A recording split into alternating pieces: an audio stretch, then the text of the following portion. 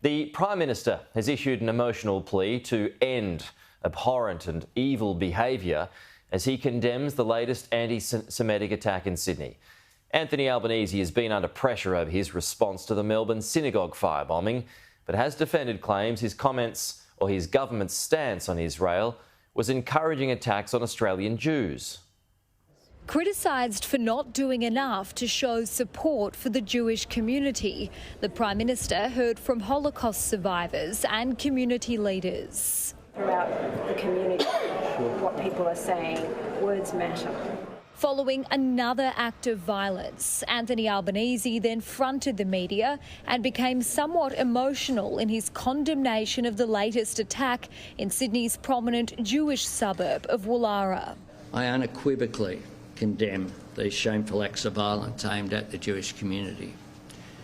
They are acts which are aimed at promoting fear in the community, and that, by any definition, is what terrorism is about. On Wednesday morning, a car allegedly stolen by perpetrators was set alight and properties were targeted with anti-Israel graffiti, the second time the same suburb has been targeted in less than a month. New South Wales Premier Chris Minns was quick to visit the scene and offer support. It is anti-Semitic and it needs to be met with a full response from New South Wales Police and the New South Wales Government. We have returned Operation Shelter to its October 7, post-October 7 operational settings. That means there will be community engagement, prevention, response. Police are looking for two people aged 15 to 20 who were wearing dark clothing and face coverings. The Jewish community is strong, it is proud, it is united, and it will not be cowed by these attempts to intimidate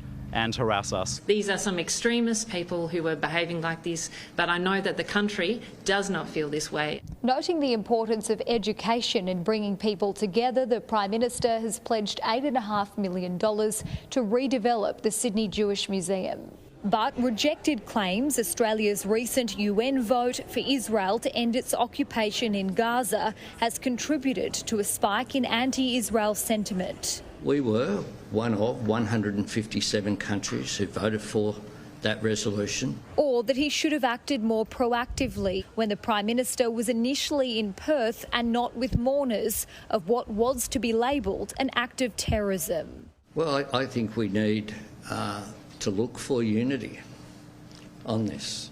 This is not a time for looking for distinction and for difference. Julia Bradley, Sky News, Sydney.